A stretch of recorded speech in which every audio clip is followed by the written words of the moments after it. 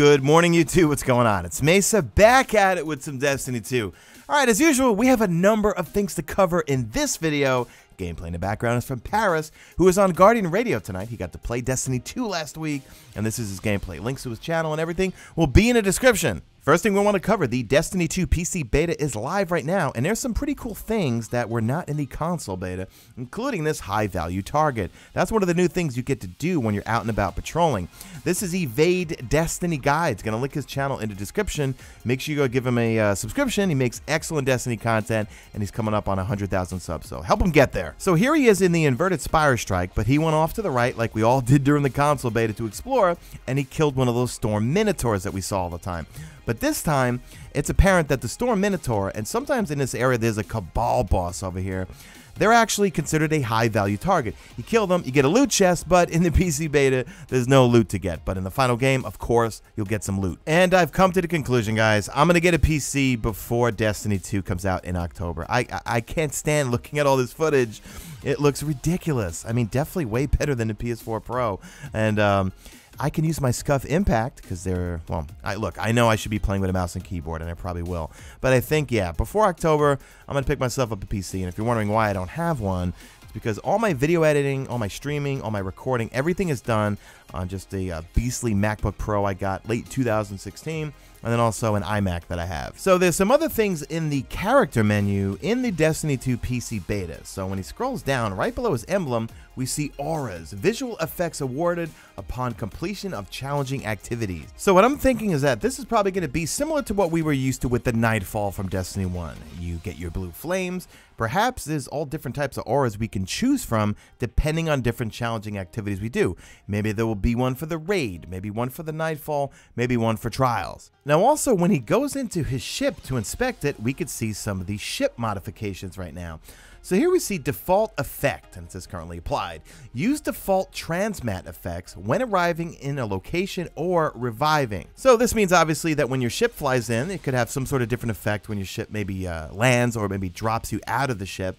But then also, if you didn't already see in a lot of the clips from Paris, whenever he spawns in, kind of like this greenish blob blurb, like weird effect. I'm obviously butchering it, describing it. He has an effect when he spawns in. Now this one's a big one, okay? I think I have some evidence that I'm going to link in the description. Obviously it came from Reddit, that Rahool and Banshee are alive and are going to be in Destiny 2. There's a number of soundtracks uploaded to SoundCloud under the YouTube user. That's just what they called themselves. But I'm not putting these clips in here because, God forbid, I don't know if this is where these came from, okay? They clearly are voice lines from Destiny 2. Now, one of them is called Banshee and Amanda Holiday, where you hear someone say, I need you two to go pick up a rifle order from Banshee. And it sounds like this voice actor speaking to Amanda and you, your character. Remember, our characters are mute this time.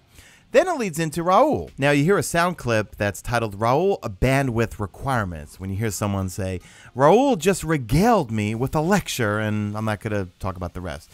Listen to these clips if you want. I'm going to link them in the description. There's also another one called New Cryptarch, and you hear clearly someone, a male voice, saying, I work for a new Cryptarch called Babrius. Then there's a couple of clips relating to the Traveler. One is called Traveler Wakes from its Slumber, and one Traveler May Have Chosen Silence. Just go have a listen, guys. I don't want to put them in the video. Now, I have to talk about a few things that I covered in a video last night, but I had to take that video down.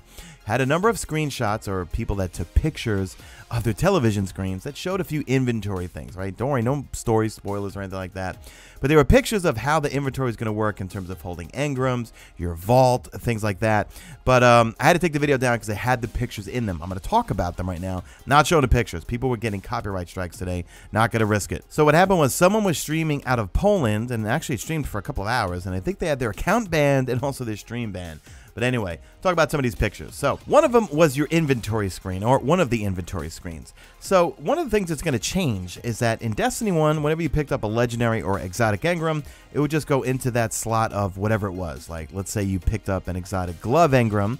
if your gloves were full, it went to your postmaster, or it would just be where your gloves are. Not anymore. You're going to have 10 slots in your inventory that hold engrams. So if you pick up an exotic engram or legendary engram, it's not going to fill up your glove slot or your legs or weapons or whatever. It's going to go in the slot of 10. So you could hold up to 10 engrams, and then you could take it to the cryptarch to get those things decrypted. Pretty cool quality of life thing. I like it. Also, there was a number of pages that it said 0 out of 50, where it looks like you're going to hold all your shaders, and it looks like mod slots. Then it had a few extra tabs. One of them, I can't tell what it was. It kind of looks like a piece of paper or something. I got a feeling that's going to be where you're going to maybe hold quests or missions. Or remember, Cade 6, they already said this a while back, that Cade 6 is going to be selling treasure maps every week. So you got a tab that looks like it's for shaders, one that looks like it's for mods, it could be armor or weapons, don't know at this point, and then one for some sort of either quest or missions or something. But also back to the engrams. Some of the engrams they did show in the stream. I can't show you the pictures, obviously. You can actually inspect what those engrams could possibly give you. Don't know if it's all engrams or just certain types of engrams. We'll have to see when the final game comes out. Then another image that I want to talk about is your vault, basically. It kind of seems like they're lumping everything into one big thing that you can store everything in. And it looks like they're putting armor and weapons together. There's a picture where it shows 6 out of 200 on one page, and there were 2 tabs. So on that one page, out of 6 out of 200, this person had a number of white weapons and armor. So it looks like at Destiny's launch, you're going to have 200 slots that you could hold in there, and it's going to be for both weapons and armor. How do you guys feel about that? You know, Destiny 1 and... Look, I was always cleaning out my vault and begging for vault space, including at the final months of Destiny. Never have enough vault space. What do you guys think? Then there was another image, lastly, we'll talk about. That's it showed the other tab of that vault screen, where it showed a whole bunch of emotes and then another tab for something to hold, which I wasn't 100% sure on. This screenshot was really, really blurry. I'm not posting these. I don't even have the link for them. Go look on Reddit. I think they got pulled from there also. But basically, you saw just a whole bunch of different emotes, and they were all green.